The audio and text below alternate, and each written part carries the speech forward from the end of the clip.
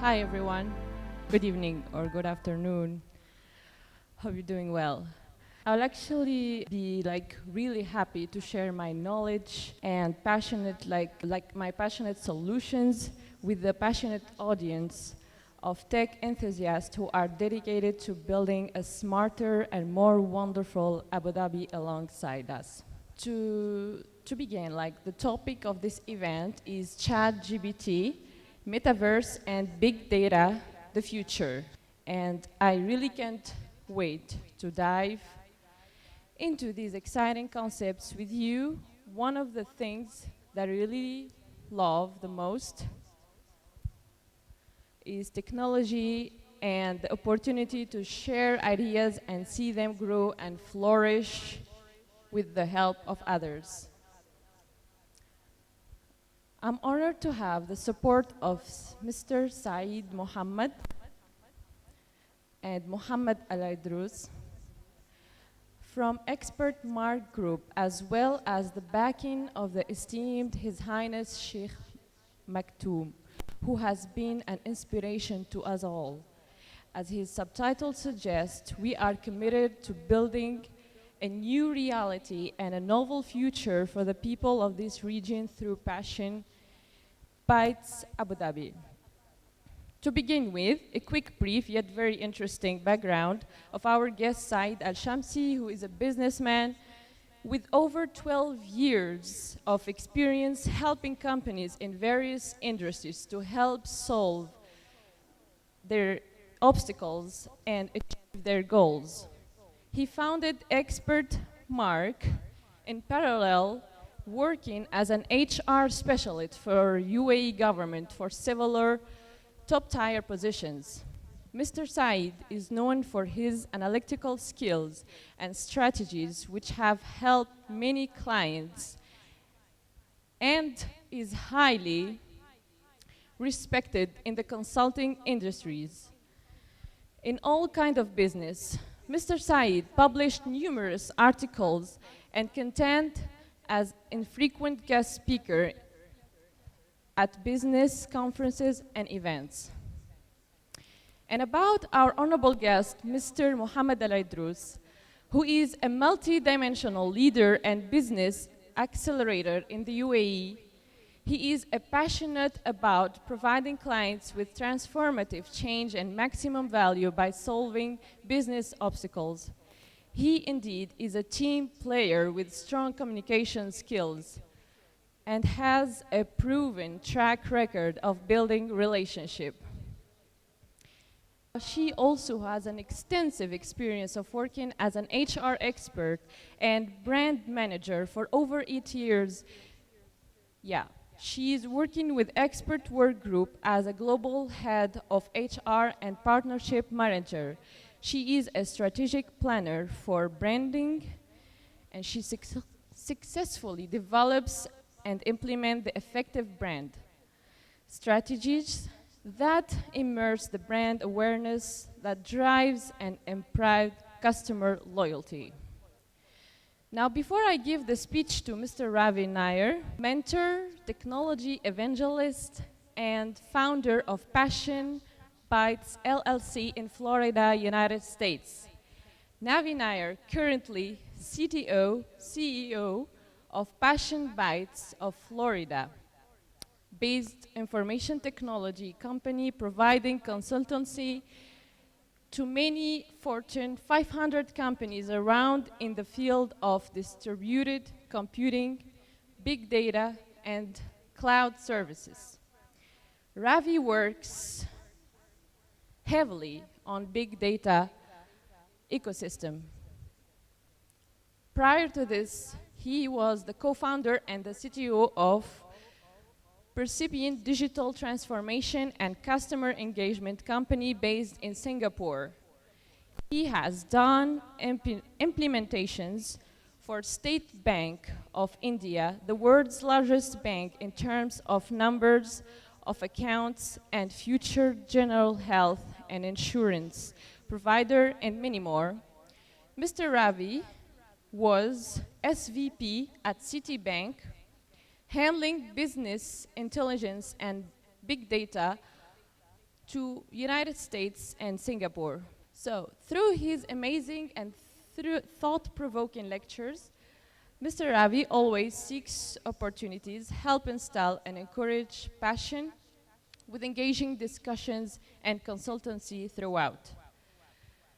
He is Amazon certified and an ACM member. Ravi was technical reviewer of the book, also a technical reviewer of the book, Mastering Hadoop 3, right? Yeah. Well, not to prolong, I'm just gonna give the word right now, so please hear and enjoy a rich talk and lucrative theory and practice from Mr. Ravi Nair. Hello, hello. Good evening. Assalamu alaikum. I expected the hall will be too much full, but it's okay. Always, whether it is one person or two persons, it's always thrilling for me to talk on technology. And I love that. And I don't miss any minute of that, right? So please enjoy the presentation. And what I will do is I'll just go through some slides to get you into the context of the topic. And then we will dive deeper. And depending upon the time, we will play around. First of all chief guests, all audiences, my wife and my son hearing this from Florida, my great team in Pune, Thane, who are all listening to me. I can see all your names in the screen. Thank you for your inspiration. Vicky, the co-founder, India, you're also listening there. And all of you, I'm privileged to be here because this great country has taught me so much big lessons in the last 1 year of my work as a consultant to various industries here. Well, let's start and let's dive in, right? So, what are we doing? We are going to do the art of architecting the unknown. And always I tell, and if you look at my profile, LinkedIn, or everywhere, I will do, what do you do, Ravi? And I always say that I like architecting the unknown. What's the reason why we say that? Because science, if you look, we never knew what was the shape of Earth. We never knew about the planets. We never knew about the things that were happening in the cosmos. The stars, the universe, Alpha Centauri. No, we never knew this. And we have moved from those unknown to known as we went along. The scientists like Galileo and all, they discovered that the Earth is round and all those kind of things. Telescopes came in. So science taught us move from unknown to known. Right? But where are we and what are we doing? We are moving from the known data to unknown analytics of the data, which the world call as artificial intelligence, machine learning, data mining, data analysis, bringing results out of the data. So I like computer science. Why? Because computer science and technology especially teach us to move from known to unknown. That's why what we are doing is architecting the unknown. And when we talk about architecting the unknown, two things are very important in this current world. One, how will you manage the scale? Millions and millions, billions and billions of data points. How you will make it secure and how you will make sure that they are all accessible in a beautiful, seamless, unique manner. That's one. Then, Internet of Things. Every device is going to have some kind of transmission in the future, and all that data is going to be emanating from the telephone towers to devices to all kinds of things. How are you managed to going or doing all these things? So, let's just think what is happening in the world. I am inviting you to centuries before, where the first graphics was done. And I think by collecting so many articles, I found that this is something which I could find out as the oldest image I ever saw. And then came the next image, the first human imprint on a wall. And that is 18,000 before Christ. And then moving around to Egypt, then here, and then, and then, and then, you will slowly see the three dimensions are originating in the images. And then comes another image, and then you can see that artificial intelligence started creating images and expressions. So look at the evolution, and you can see now that this particular advertisement that you see here is created using artificial intelligence, where they create massive people behind an advertisement without needing to have the actual people available. Technology has grown. But the problem with technology is that, and that is what the two links are coming. And let me take the latest link that I read when I was traveling from New York to Abu Dhabi in Etihad. And this link is telling me that there is a new Drake song, and that Drake song has duplicated the great singer, and that singer doesn't know that that particular song was impersonated by an artificial intelligence algorithm. So what we can dream has got unexpected consequences in the industry. But we are privileged to make sure that we are using it well and we are using it properly, right? Now, coming back to what we are doing, what is software? Software is the invisible thread, and hardware is the loom upon which we weave the fabric of computing. So one very important thing that I learned in my past 22 years of experience is that if you don't know hardware, don't do software. Many of the people do not know that. First thing you need to understand is how the networks are, how the computers are arranged, how the data can flow in the maximum effective way, how the network should be configured, how can you avoid the formats in which the data is transferred. All these things are very important when you are doing with data. And of course, a great quotation by Steve Jobs, who said that you cannot do any hardware or any software without necessarily knowing hardware. So, we learned some of these points, and now let me dive into technology or the big data before going to other parts of it. 2008, big data. What came in? Hadoop came in. The name of an elephant, which is the first of its kind in the world of distributed computing, where they introduced the term MapReduce. I don't want to make you confused about the technological terms here. Assume that there is a library, and there are 10 million books in that library. And if suppose one person is counting all that books one by one, how much time it will take? Maybe 2 days or 3 days it will be taking for counting all those books, right? Now, assume that instead of one person, you are dividing that work into 100 persons, and each person is counting each department of the books, and then aggregating that count into top 5 managers, and that 5 managers are counting all the numbers and then giving final result. How much time it will take? It will take very less time.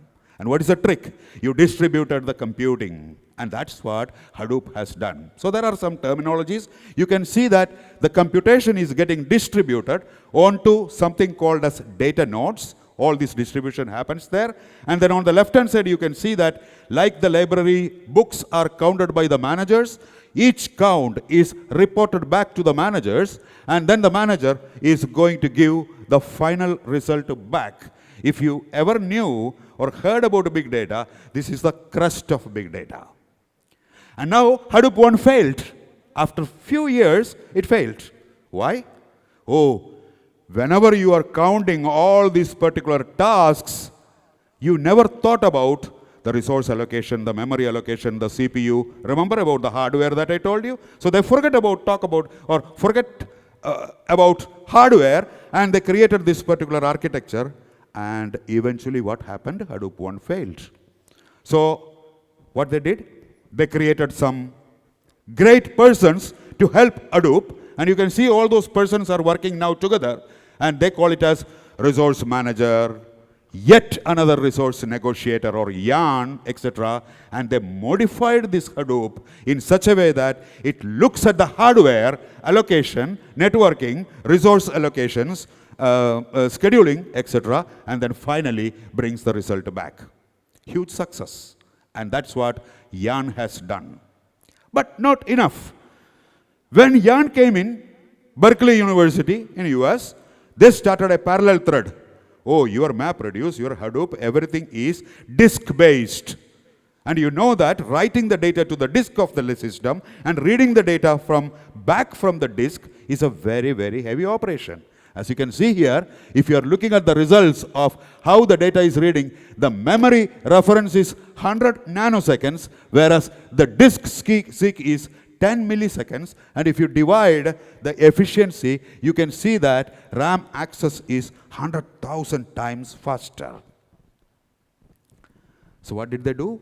They created a beautiful architecture where they bypassed that Hadoop-based architecture and brought in the new way of doing the execution through something called as direct acyclic graphs, and that's how Spark originated. So Hadoop 1 failed, Hadoop 2 successful, but the problem is it is not fast enough because of the disk read. Then came Spark, right? And now the world is relying on Spark for very high-speed computations, and it is one of our core expertise where we will be doing the massive processing of data using Apache Spark. So fault tolerance and efficiency is getting executed by this yet another resource negotiator that I told you. And it was a successful invention which changed the big data industry in a massive way. After that, what happened? Yes, yarn was successful. And it was able to do one kind of processing, which is nothing but the MapReduce-based or Hadoop-based architecture.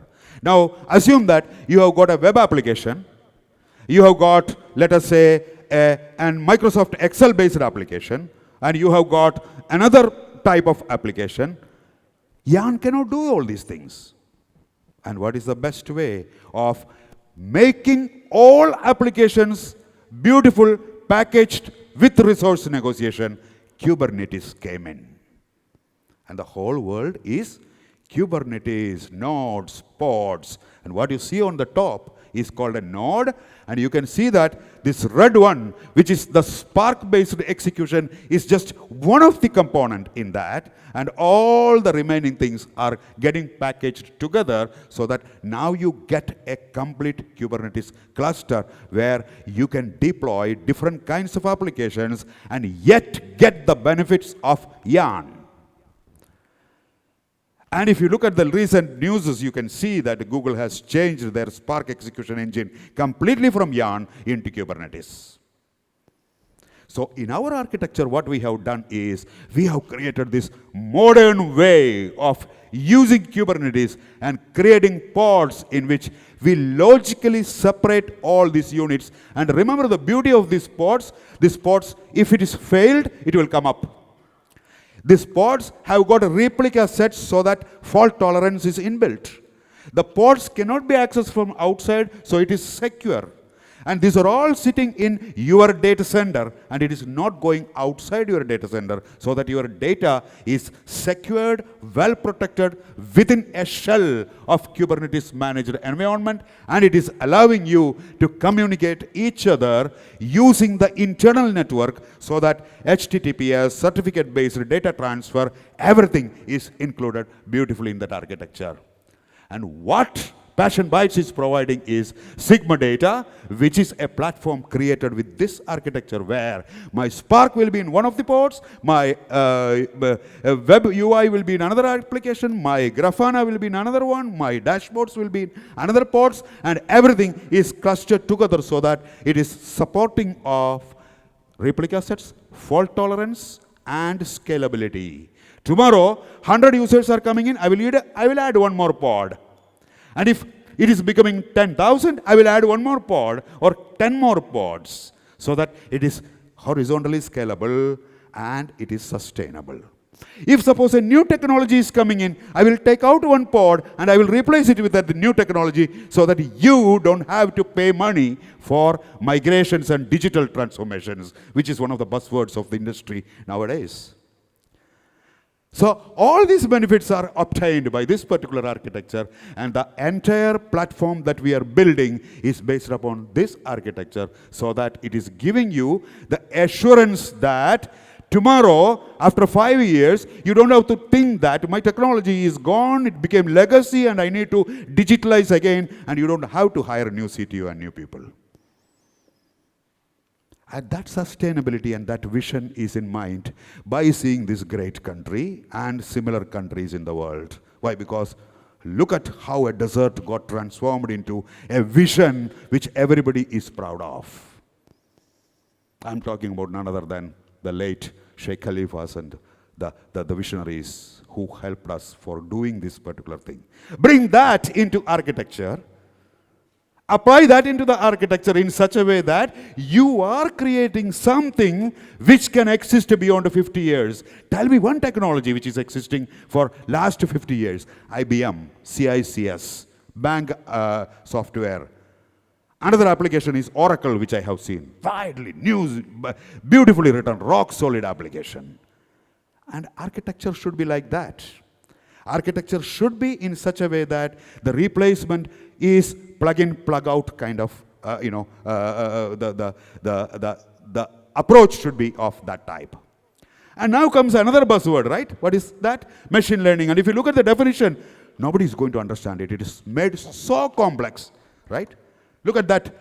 A computer program is said to learn from the experience CE with respect to some task T and a performance measure B. And if performance of the task T is improved, it is called machine learning. It's the official definition. Don't worry about the official definition. I'm going to make you leaders of machine learning when you go out of this room. Okay? So how are we going to do that? We are going to play a small game. And that game will make you understand in and out of what is machine learning. So let's play a game very quickly. I'm going to open the browser, right?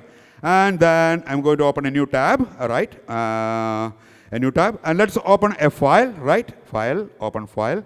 And I will go to one of my directories where I have kept some code for some fun, okay? So I'm going to go to TechOn, and then going to guess, and going to go to index.html. Wow, May 12, 2023 seminar, hot and cold. So the name of the game is hot and cold, okay? And as you can see here, select a number between 1 and 15, and that's what it is telling, okay? And let's do a simple test, okay? I'm going to put a number 12, and I'm going to tell submit guessed, okay? Oh, cold. Try a greater number, it is telling. Okay, very good. I am going to put, let us say, 15 this time. And then let us say, submit guess. Oh, it is telling you 1. So, in 2 guesses, we reached the correct answer. And please observe what we are doing, right? In 2 guesses, you got the right answer. Now, let's pay one more time. Enter a number. I am going to put a number 2, and then click on submit guess. Cold. Try a greater number. And then I'm going to type, let us say, 12, and then let's see what is the answer. Hot. Try a smaller number. Look at what you are doing, and you are doing an amazing machine learning within yourself. You are looking at a system, and you are making the system learn, and as you are progressing, the system is making you to come to the correct answer, which is what we call as model training, and finally getting into the result, which is related with how ChatGPT was trained and how ChatGPT got into production. Billions and billions and billions of times it was trained by this particular method of making it know the answer by the guesses, so that at each step it will be learning. And anybody, what is the name of this particular algorithm? Stochastic gradient descent.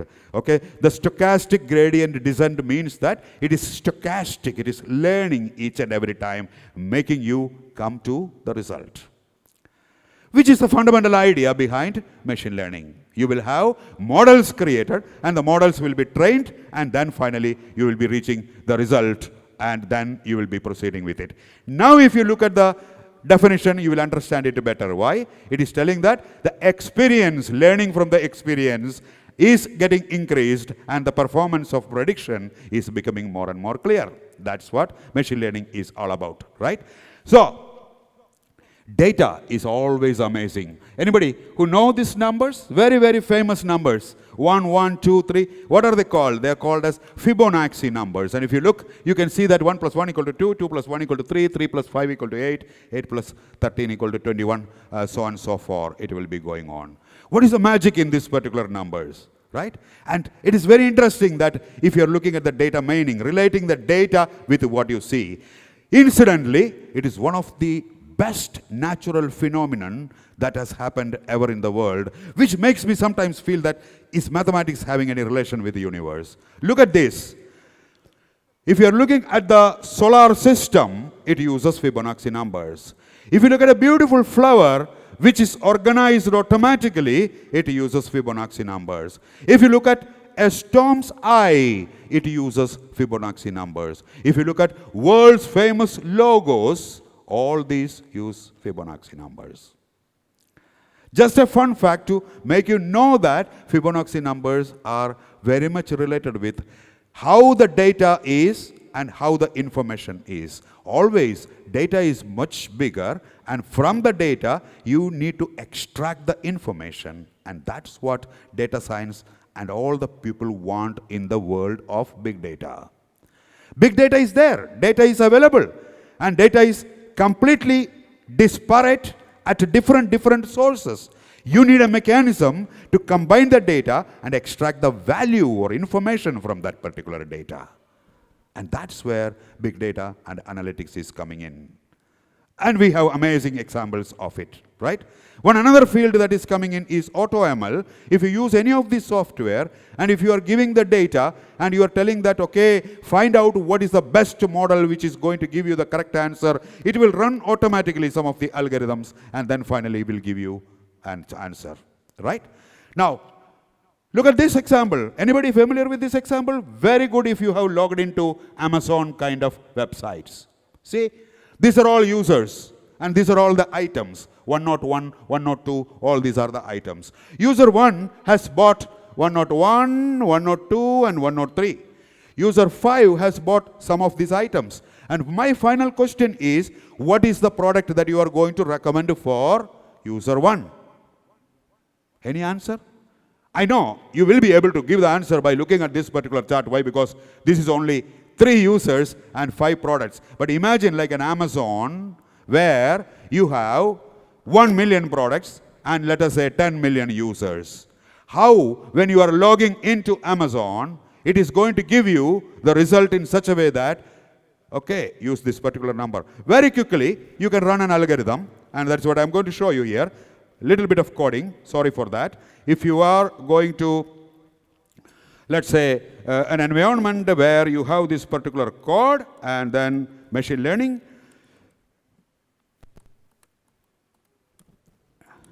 and if you are, I'm using a library called Mahout, which is the predecessor of Spark, which I have already told you earlier. And if I am running this particular run 1, you can finally get within splash of seconds that I will be giving the user a recommendation for the product 104 in the diagram with a confidence score of 4.25, which means that very close. That means the user may buy it. Now you understand how Amazon is showing you all the recommendations. Why can't we apply it for the retail industry in Abu Dhabi and in the nearby region? Where you are having all these products, and then we are going to tell that this particular product is being recommended. Oh, I'm sorry. May God bless.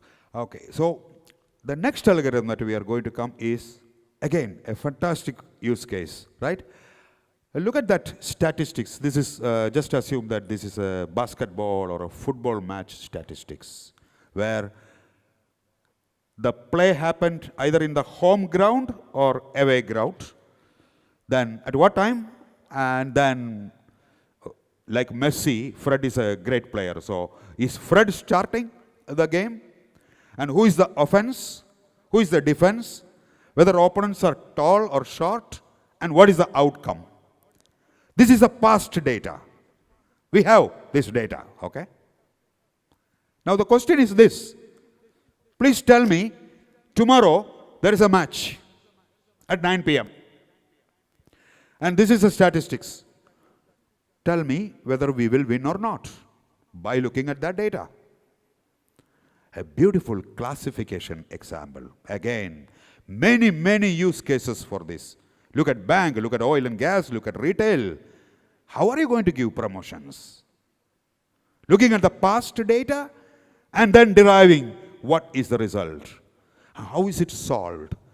It is solved by using a very complex algorithm called decision trees. What is meant by a decision tree? It will give you a tree-like structure. For example, just look at this and then traverse this and then find out whether we will be winning or we will be losing.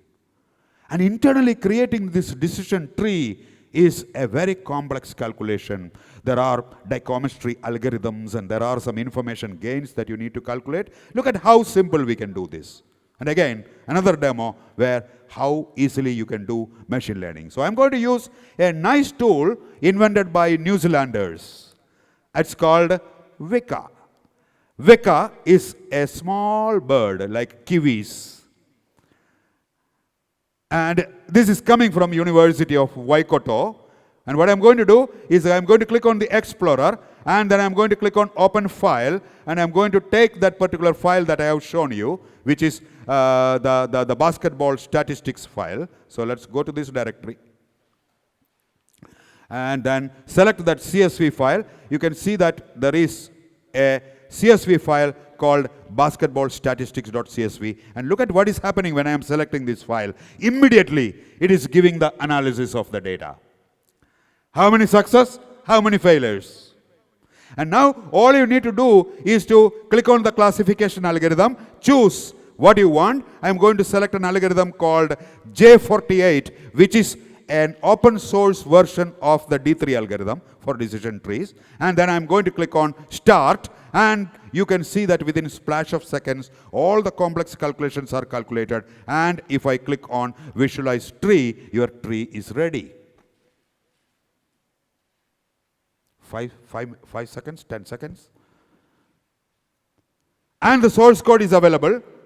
If you want it for very large data, take that source code and put it into your Spark program. And your Spark is running in Kubernetes, extensible. Good. So, knowing tools and applying that particular tools and integrating those tools into your application will do that magic of having the facilities for giving user experience a better way and making sure that you get the full satisfaction whatever you are assured to give, rather than relying on very complex, very costly, very advanced tools for which even 10% of usage is not there in the industry. So we packaged all this intelligently into one single capsule, completely as I told you, which is in a Kubernetes cluster in your data center. Right? So that's decision trees, right? And now let us very quickly go to looking at the data, right? One of the tools that is integral in our architecture is Presto, which is an open source tool, which is very widely used in the industry by all these companies, and we have seamlessly integrated that particular tool into our architecture. Another thing that we use is S3, which is an abbreviation for Symbol Storage Service, invented by Amazon, but it is a common word now in the industry, and also called as object storage. And the reason why we are using object storage is you listen from this particular experience that happened in Florida.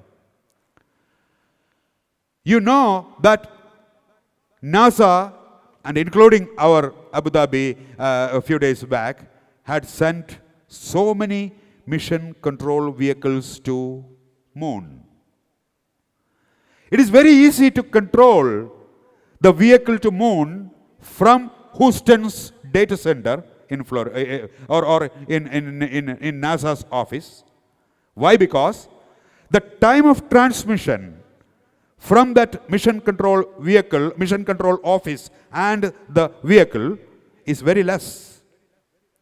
But imagine when you are sending a vehicle to Mars, which is multi-million times, distance is very high, you will not be able to control it from either Houston office or NASA's office in Florida. Why? Because the response reaches there in 8 minutes to 15 minutes. By the time the vehicle might have been destroyed. For moon, it is possible because the response time is very fast. How did they manage it? They created mission control within the vehicle. So when the mission control is within the vehicle, then there is no transmission time at all. And they controlled everything by encapsulating it. So the lesson learned is, as fast as possible, whenever you are doing the big data processing, make sure your data is very close enough with your processing engine. If suppose you are creating that architecture where your S3 or the type of storage that you are using is one SSD based or NVMe based, so that the read is very fast and it is very closer to the compute engine. Right? And I'm talking a little bit differently because Hadoop was the one which was tied up with HDFS and MapReduce together. But the problem with HDFS was the block size, 128 MB block size. But you have S3 now, where there is no limitation to the block size, and use the same approach where your Spark cluster is very close with your S3, just like the mission control is within the vehicle, then you get faster access. Again, untold truths, which you get only from experience. And that's what you need in a data platform. Going back, just read my articles. I will be sharing this particular deck at the end of the presentation, either in the LinkedIn and the meetup groups. You can just go through. And now comes one another important thing. What do you do in the future when you have big data, when you have the machine learning applications like ChatGPT? The next thing is, how can you apply it into modern technologies? Earlier it was AR and VR, augmented reality, virtual reality, etc. But now the world is going to little bit ahead. So I want somebody, Shabir or anybody who can come here for wearing this Metaverse Oculus headset, and I can show you how this particular headset is visible in a computer screen. What he is going to do is he is going to wear this and he is going to cast it to the screen. Okay?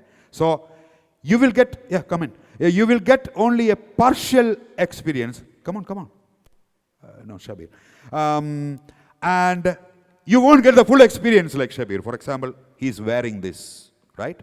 And the world is going to this direction very soon. That is left and right. Yeah. So wear this.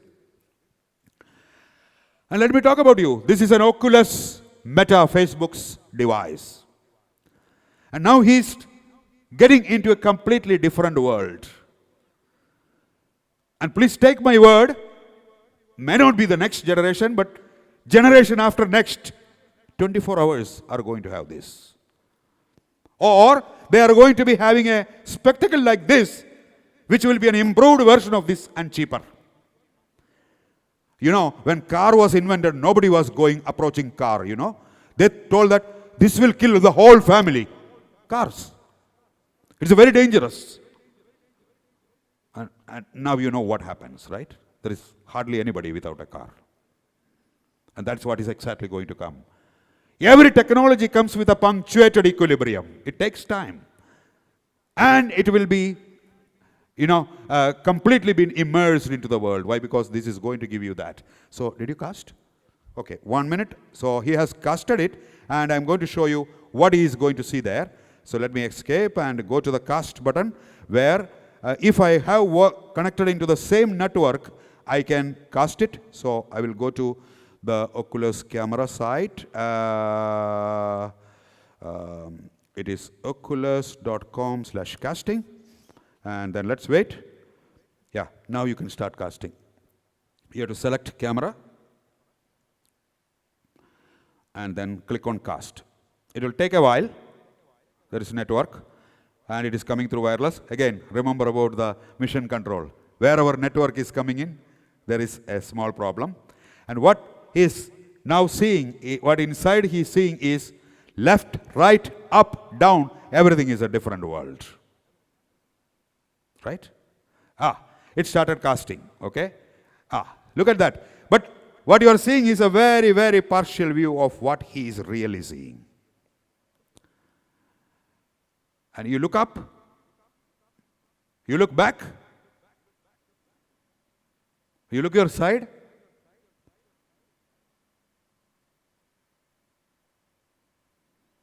He feels like he is there in a different world. And amazing applications you can build by these things. Think about training. Think about a distant oil and gas refinery where rust is to be removed and that has to be taught. Currently, how the training is given. All the employees will be taken to that place and will be given the training, right? If you have this and he has that control in his hand, by sitting in the home, he or she can get the training and then apply the technology.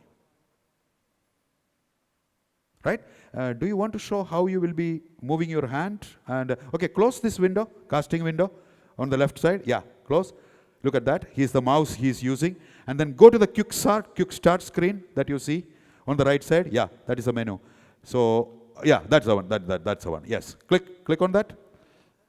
Yeah, click. Yes. Just watch what is happening.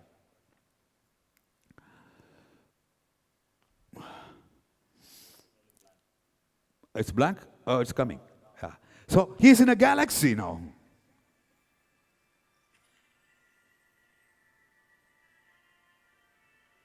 And the way that he is seeing is unimaginable.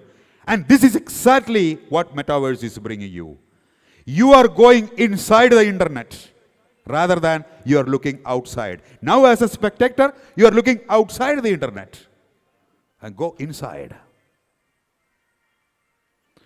Ravi sir, imagine that you are troubleshooting a printer by using the camera sitting in your office.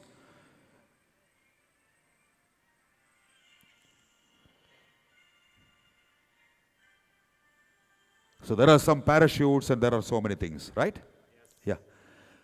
So that's what a metaverse world will look like. I believe that you might not have seen this particular device. If you have not seen, this is an opportunity where you can see it. Okay? If anybody wants to try it, please come later. You can try it, okay? Yeah, thanks. You can just keep it back. Right. So, what is the advantage? Now I am going to tell you that what is the vision that we have if suppose this particular, the metaverse world is there, okay? So, I am inviting you to a modern shopping mall. Right? Please watch.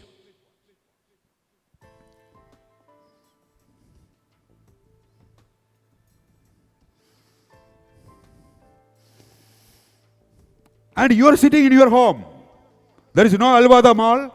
There is no Madina Syed. You are in your home with the metaverse. And now you want to do a shopping. You are sitting in your home. And you go inside the shopping center.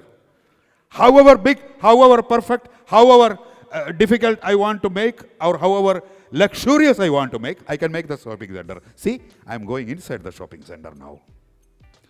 Oh, it has got chairs, it has got sitting, and you know you are sitting in your home. And if you want to move to the chair, you will be moving from in your home from one chair to another chair, but that will give you the simulation that you are in the real shopping mall. And you have got everything there. You've got escalators. You've got all the things. You've got a big shop. And you've got all the items inside the shop. Maybe your friend is telling that let us meet in the Al Wada Mall, but you are sitting in your home and meeting your friend and talking.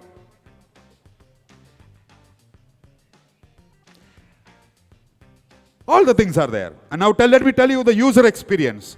User is coming in, logging in, and this is you who is going. You don't know which floor what it is. Going to the desk, asking, where is it? And you are getting a menu immediately. Okay, this floor, what is there? All the things it is coming. And you are going to the corresponding floor. Oh, okay. These are the shops. Okay. Grocery store, electronic shop. So he wants to go to the electronic shop. Everything by sitting in your home with your specs.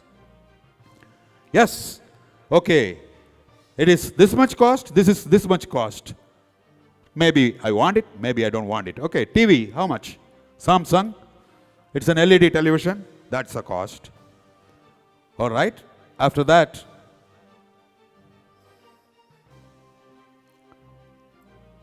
go to the next floor. Go to a grocery store. Let's buy something from the grocery and look at the way that you are buying there. Okay, flour. And then some breadcrumbs, tissue, maybe water.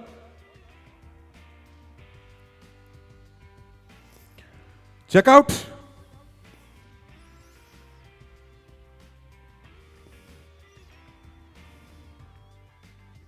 The future of shopping. Right? And what will happen to the physical places and all those things? We don't know yet. Maybe they will become technology support centers. There are not going to be physical malls at all in the future. There might be big godowns, and you will sit in your metaverse camera and you will go penetrate inside the shopping mall. You order all the things, delivery is at your home within an hour or so. Right? And what did you understand when you saw that metaverse? What is the crust of that metaverse application? Data. Why? When you selected the flour mill, or when you selected the breadcrumbs, or when you selected the television, how is the data shown? How the promotions can be applied? That is where our data platform also coming into picture. So data platform is going to be an ingredient or an essential fact for any metaverse applications. For example, you want to show that in Abu Dhabi there is Formula 1 going on and you want to attend that Formula 1 through metaverse.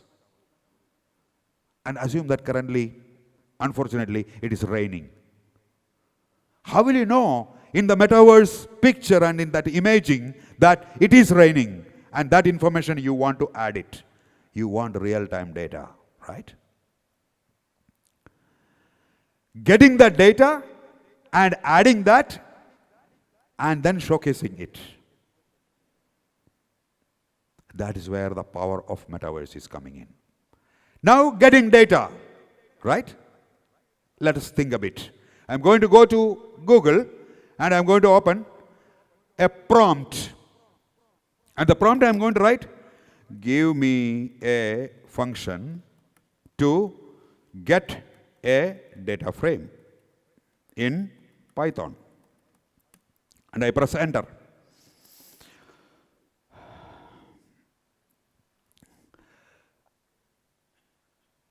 I have got Google search on the left hand side, and on my browser I have installed a chatGPT plugin. And look at the different way the results are being shown. Google is giving me an explanation and thousands of links. But whereas, if you look at the right side, ChatGPT has given me the exact function that I need without writing any piece of code. So if I have a method by which I can integrate this function and call that function, which means that I can get any data that I want in my Metaverse application. So we need a system or approach by which we can get the data. Sorry, that is patented. So this particular patent, a system and method of fetching data from an external program, is a part of our solution. And this allows me to connect to anything that I want in the data field. Because now I can ask ChatGPT to generate the code, I will run it in a dynamic container, and then I will connect to that code and will get the query result. So you have IBM files, you have some Hitachi document which is lying there for last 50 years and you don't know what data it is there. You have got some printers in which you want to pull the status of the printer remotely. You have got a banking application in which you want to find out what this current customer is spending in the last 1 month. Anything.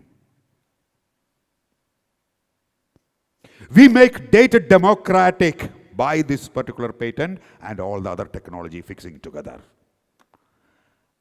And lastly, let me just show you a quick demo of how all these things are working. So I'm going to open my favorite flight server where you can see that I am running a server. Again, let me just run this particular server, right? So inside this server, I have got connections with the data. And please look at this particular tab where I am going to have some code in Jupyter which is connecting to some random places. For example, look at this code. This is connecting to Twitter. This is connecting to a particular website. This is connecting to a CSV file in my system, which is using the secret and password, everything, etc. This is code. And just now I taught you a new mechanism. Because till 2 months back, my worry is, who will write this code? How many of you know how to write a complex code? Very difficult. Now I have got somebody who will write code for me. Who? ChatGPT. So, you will tell ChatGPT to write this code for you. I will take this code, run a dynamic container, and from the platform, I am going to connect it. I will show you. See, there is, okay, this is the site, right? And you can see that it is showing election results. Let me show you this website, okay, in Minnesota. So I'm going to open this tab, and I will just open this one. This is the Drake's website that I told you that artificial intelligence has duplicated Drake's song. Okay, so click enter, and this is election result in Minnesota last year. Okay, it is a Wikipedia page, and you can see while you are traversing down, you will see a table in HTML which is showing the election results. Okay, let me find out. Yeah, this is a table where the election results are there. And in Python, I have written, or in Python, it is very easy to write this particular code. So in Python, you are going to connect to this particular data by connecting to this, and then you are going to read the corresponding table in pandas. Can you query this data? Never, not possible. How can you query SQL on a code? But with the approach that I told you, that ChatGPT is generating the code and then connecting it, we can query this particular code, and that is what I'm going to show you. So if suppose you are looking at my screen where I am running the, yeah, this is the query, okay, Control L. I am going to show show catalogs. Oh, sorry, spelling. Show catalogs. What you see as arrow is the trick where we are connecting to the code. And if I am going to write show tables from arrow.default, which is the schema, look at that. API table and elections. And remember that elections is the code given by ChatGPT. And now I'm going to do the magic, which no data platform in the world can do. What is that? Select star from arrow dot default dot elections. What you are doing? You are querying code, man. And then let us see the result. It will take a while. It is going to the website, bringing that elections data, and giving you the query.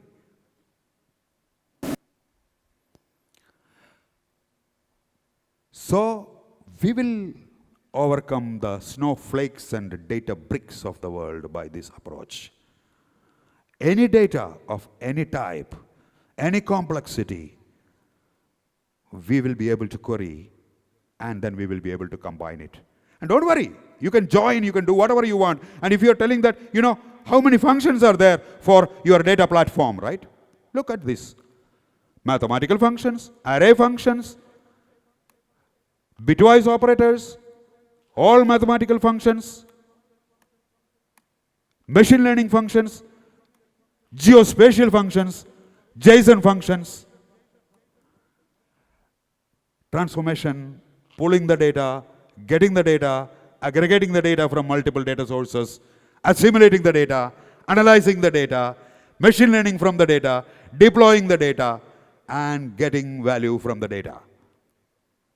All are possible with one single platform, which is Kubernetized, containerized, auto-scalable, sustainable, plug-in, plug-out architecture, and will save you millions.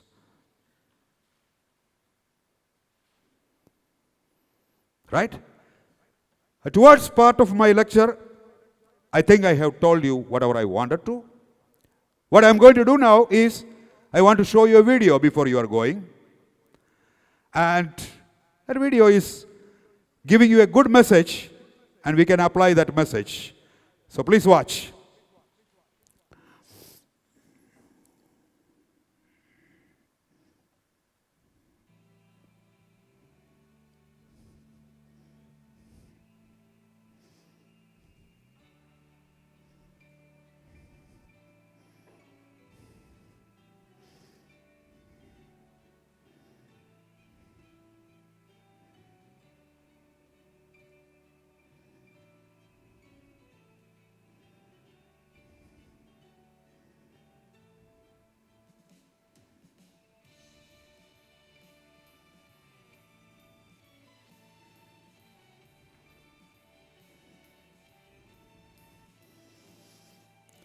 That is a trampoline where he is falling and getting up. What is a trampoline? The trampoline is the passion. The trampoline is the people around us. Trampoline is the vision. So whenever we fail, we will get up by that passion, by that people support, by that great human beings around us. And the passion keeps us moving. So I will leave you today's lecture with that message. Have passion in what you do and believe in Passion Bites. We will be able to give you good data solutions and data platforms. Thank you very much for listening.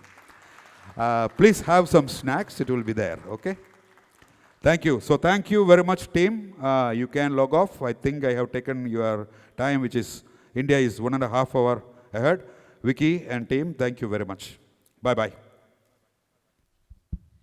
Well, I just came all that way to just say these 2 words. Thank you so much for coming here. And please feel free to have some refreshments. And thank you, Ms. Ravi, for this elaboration, for an explanation for Passion Bites. Big data.